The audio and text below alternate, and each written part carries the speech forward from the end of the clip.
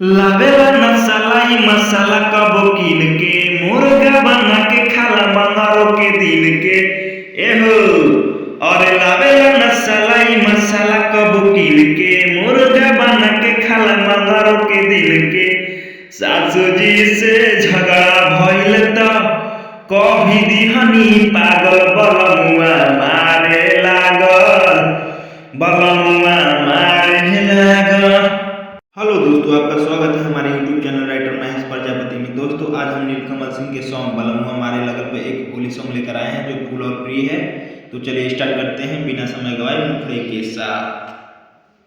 लाले लाले रंगा वाली आई देला कीन के रंग देला गाल हमर मंगारो के दिन के एहो। अरे लाले लाले रंगा वाली आई देला कीन के रंग देला गाल हमर मंगारो के दिन के।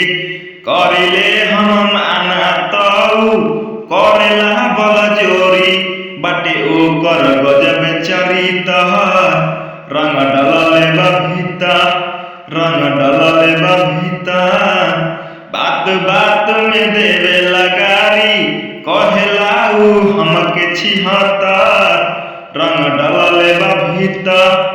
अंतरा फास्ट। चलिए दोस्तों, अंतरा फास्ट सुनते हैं, देखते हैं कैसा है। दोस्तों, आपको ये वीडियो पसंद है तो वीडियो को लाइक करें और चैनल को सब्सक्राइब जरूर करें। तो चलिए स्टार्ट करते हैं अंतरा फास्ट।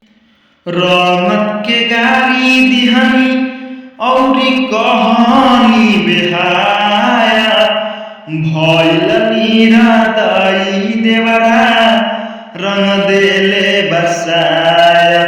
ए सैया कहलो पे माने नाही बतिया। अरे सैया कहलो पे माने नाही बतिया। मोटा पिचकारी लेके आयल त करे लागल की जहर रंग डलले बा भीतर रंग डलले बा भीतर। बात बात में देवे लगारी कहेला उ हमके छिहत्तर रंग डलले बा भीतर। अंतरा 2। करती हमाना तबले रंग देला उ सड़िया बेरी बेरी कहेला बाड़ू बड़ी बढ़िया।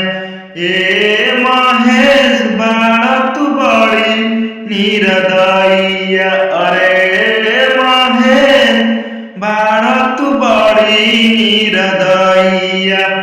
अलंग उड़ले पलंग पे मोरा हो गइल बा चिटहर रंग डलले बा भीतर रंग डलले बा भीतर।